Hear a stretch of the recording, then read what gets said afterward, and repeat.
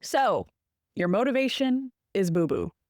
I'm gonna just get right into it. Your motivation lacks, it sucks, it's inconsistent, and honestly, you have been in this pattern for a really long time. That roller coaster of, I'm so motivated, I'm doing what God is calling me to do, I'm putting in the effort, I'm putting in the work, I'm just going every single day.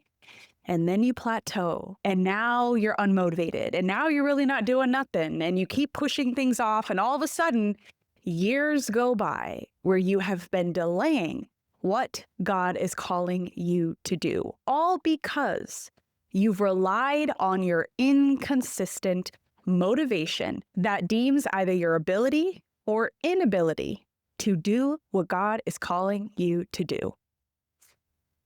Oh, I know. Heart check. You might be like, all right, Angel, I was not ready for a punch to the gut today. My friend, I promise you it's tough love. I say this because I want you to stop delaying.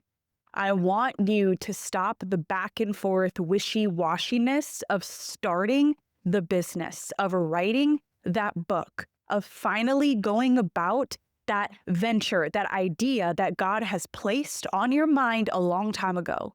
And maybe you started it, and that's great. That's incredible that you did. But my friend, did we stop?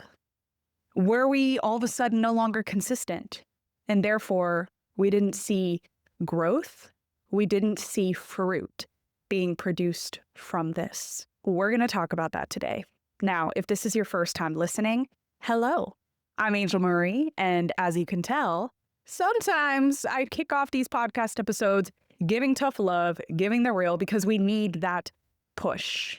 Other times it's softer, it's more emotional, because sometimes we also need that level of relatability. Entrepreneurship needs both the push, the encouragement, and the emotional relatability as well, so that you can do what God is calling you to do. And that's exactly what we talk about on the God Empowered Entrepreneur podcast. If you're a returning listener, it's so good to have you here with me, friend, and I'm excited to do this necessary, tough love of a heart check that a lot of us need, including myself. Here's the thing. We are constantly looking to feel motivated in order to take steps forward, in order to make progress. And when we don't feel motivated, we are now no longer making progress. We are stuck in one step, or we end up backtracking versus moving forward. Why? This is not a finger point to you as a person. Let me just highlight that and give you that breath of fresh air. Your inability to always be motivated is not a reflection of you doing something wrong. I need to voice that because I know how easy it is to speak down to yourself as a dreamer. And when you can't stay motivated and you're questioning why you just can't seem to get consistent or remain productive, and therefore nothing is growing in your business, your idea, your calling, you blame yourself. And you say, I'm the problem. It's who I am. It's how I am. And I guess I just can't do it. You know what that is? That is you allowing the enemy to take your inability to be consistently motivated and to flip it on you, to blame you as the issue, to blame you as someone who just simply can't do it. So now we're struggling with insecurity. Now we're questioning what our purpose even is in life. And now we are dang near triggered with depression. It's real. I've been there. And I know that you can relate to those feelings too. Here's the thing. I believe that when it comes to you progressing forward, you oftentimes do stand in your own way. You oftentimes are the thing that's keeping you from progressing in what God is calling you to do, from seeing growth, from seeing fruits produced. However, sometimes it's not about your inability of actually doing it. It's about you trusting in your motivation to help you do it versus trusting in God. That is what we need to fix. I think a lot of times as humans, we don't realize how much we lean and rely on our motivation to get up and do something. And if the motivation is not there, if it's gone, if we're just not feeling it today, we won't do it. And the only time we feel forced to push past our motivation and to do it anyway is when we are scared that our security is going to be taken away. For example, you might not feel motivated to go to work, but you're going to force yourself to go to work because that's the paycheck. That's where you're getting money. You might not feel motivated to do the dishes and to clean your house, but you're going to force yourself to do it because a lot of times you feel secure in a clean, good-looking home. And if it's a hot mess, your anxiety is through the roof. These are just examples, and you can relate to either one or just pick an example in your own mind. At the end of the day, we rely way too much on our motivation in order to see growth. The reality is, my friend, your motivation is fleeting. And as human beings, we cannot rely on something that is fleeting in order to see growth or fruits being produced. You are not always going to feel motivated. You shouldn't expect yourself to always feel motivated. That is the challenge, is you still taking action, you taking steps consistently in doing what God is calling you to do, putting in effort daily in growing your business, putting in a consistent habit in finally writing that book, in finally getting healthy, in finally reaching that goal. You have to overcome the challenge in the simple fact that you're not always going to feel motivated to do it. And if you're constantly looking for motivation to help you do it, then you will fail. I normally do not like the word fail. I don't prefer to use that terminology because I tend to not believe that something is an actual failure, but more so a learning lesson. But in that statement, I just needed to shoot it to you straight. Because you are listening to this episode because you struggle with relying too much on your motivation and you can't seem to work up enough motivation and you're wondering what's wrong with you and you're wondering why you can't grow. You're not growing because you're trying to rely on your motivation and you're setting yourself up for failure versus success in what God is calling you to do. This is what I'm starting to see is what separates extremely successful people from people that just can't seem to get that business, that idea, that thing off the ground. There's a lot of differences from effort and consistency and testing and trying and seeking guidance from wise counsel or coaches. Yes. But there's also one big differentiator, which is successful people didn't rely on just their motivation because they knew that it was fleeting. They showed up even when they were not motivated. They kept being consistent even when they were not motivated. They kept going even when they did not feel like it. Now, here's a question. How? How do you keep going when you don't feel like it?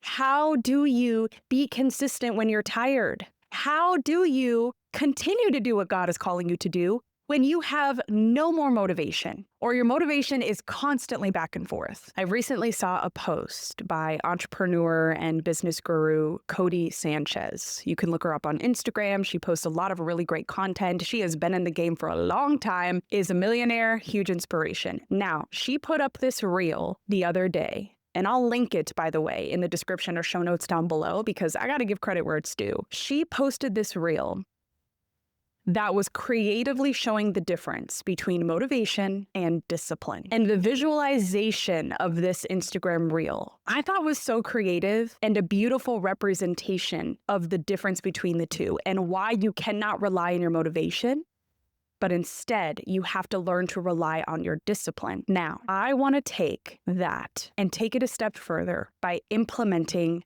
God into more of that picture. In order to keep going, when your motivation lacks, you need to rely on your obedience, not on your motivation alone. Obedience, you obeying what God is calling you to do, then produces the skill of being disciplined within you. So if you're like, okay, wait, what did Angel say? How do I keep going when my motivation isn't there? Pivot your thinking from I need to feel motivated to do this to I need to be obedient, and that's why I'm doing this. Huge difference. But now we're at the point where we're like, all right, well, how do I work up the will to even be obedient? Because at the end of the day, God gives us free will. He does not force you to obey what he's calling you to do. He gives you a choice. So you have to learn how to make the choice to be obedient in the first place so that you can continue doing what God is calling you to do. How do you do that? How do you find that will? First thing, God said so. That's it. You find that will by remembering and believing in the fact that God said so. If God told you to do something, then that alone should be enough for you to do it. A lot of times we're looking for more answers. We're looking for more confirmation. We're looking for more clarity. We're looking for all of this stuff when we know deep in our spirit that God has called us to do this. And we are simply using all of our questions and excuses as a way, unintentionally, to disobey what God has initially called us to do. I know it's heavy, but that's a heart check that a lot of us need. God telling you to do it should be enough. All of those questions, the why, the how, the what ifs, all of those, that is you accidentally telling God that it's not enough. His answer, what he told you to do, it's not enough, and you need more. Who are we to tell the creator of the universe, of our human bodies, of our biological makeup, of every living thing, existing thing in this world, the same Lord yesterday, today, and forever? Who are we to tell him that what he told us isn't enough? Sometimes we need to reflect on our discontentment with God, because our follow-up questions, I know you got them, and I understand, I got them too. But if we're not careful, those follow-up questions could be the exact reason that prove to God that what he initially told us to do isn't enough for us to actually do it. And right now, he could be trying to challenge your faith and trust in him to do it anyway, because you trust in him telling you to do it, and that being enough. You believing that everything else you're wondering about will get figured out as long as you keep moving forward consistently in doing what he's calling you to do. The fact that God told you so should be enough for you to have the will to do it. And if it is not, then that is a call for you to check your relationship with him, where it needs to grow, where trust needs to be built, where the priority of him needs to be first before everything else. That is a conversation between you and God. Second thing to remember to help you to find the will to be obedient in doing what God is calling you to do. The people that are waiting for your gift, your idea, your business, your book to plant a seed to spark the transformation that needs to happen in their life, they're waiting on you. Your family, who you want to financially help, who you want to show up as a leader for, you want to pave the way for your children, they're waiting on you. God has already set apart the specific people that are to be impacted by your leadership. And your delay is delaying that process, that impact, that change, that transformation. One of the things that I've done more recently, whenever I struggle with the will to obey what God is calling me to do, I don't want to show up, I'm tired, I don't want to put in effort. One of the things that I remember to help me keep going is that I envision one day getting certain family members out of debt. I envision setting my future children up for success when it comes to their college being paid for if they want to go to college, when it comes to demonstrating for them what it means to be financially free through God, when it comes to the people that I feel called to impact, those that have been sitting on an idea that they haven't started, or they started it but they stopped and they can't scale it, those people that are called to leadership, and what will happen when they feel impacted enough to finally move forward in what God is calling them to do. All of these factors They help bring back the will for me to continue to be obedient in God because people are waiting on me. And rather than seeing that as something that gives me pressure, I see it as something that gives me purpose. It gives me a beautiful responsibility. I was chosen in this regard. And guess what, my friend? So are you. Last thing, to help you to find the will to be obedient in doing what God is calling you to do consistently, is to remember that your future you is waiting on you. A lot of times we get so stuck in the present. We are so caught up in our circumstances and the problems we're going through in this current season that it becomes really difficult to believe in the future version of ourselves that we see. I know that you have that vision there of that someone who's more confident, someone who is more financially free, someone who is more mentally free in God, someone who is a trailblazer, someone who reached that goal. You envision a future version of you to some degree. But let me ask you this. Is that just a vision that you're painting in your mind? Or is it a reality that you truly do believe in? There's a difference. Sometimes we need to question our belief in something. Do we actually believe that we can do that we can get there? Because if we really do believe in that, then naturally that's going to spark the will for us to be obedient in doing what God is calling us to do so that we can get there. Not so that it's all about how we want our future selves to be, but so that we're stepping into the future version of ourselves that God wants us to be, based on what He's calling us to do right now. I need you to tell yourself, my future me is waiting on me. But do I believe that she's real? Do I believe that he's real? When you really believe that, there's a spark, there's a fire in you to work up the faith, to go all in towards that. Listen, I know it's tough. I know that when you don't feel like doing something, it's really hard to force yourself to do it. I understand. It's easy to not do it. It's easy to push things off. It's easy to delay. But God doesn't call you to what's easy. Oftentimes He calls us to what's hard because that is what forces the change in us that He needs to see, that He has been calling us towards for a really long time now. And when you get tired, when you find yourself burning out, do a body check, do a spiritual check. It's okay to rest. Take a Sabbath. It's okay to take breaks. That's fine. But how do you do that without putting your business, your idea, your book on a hiatus, on this delayed break? If God isn't calling you to pause and take a break, then it's necessary, it's vital for you to keep going. Why?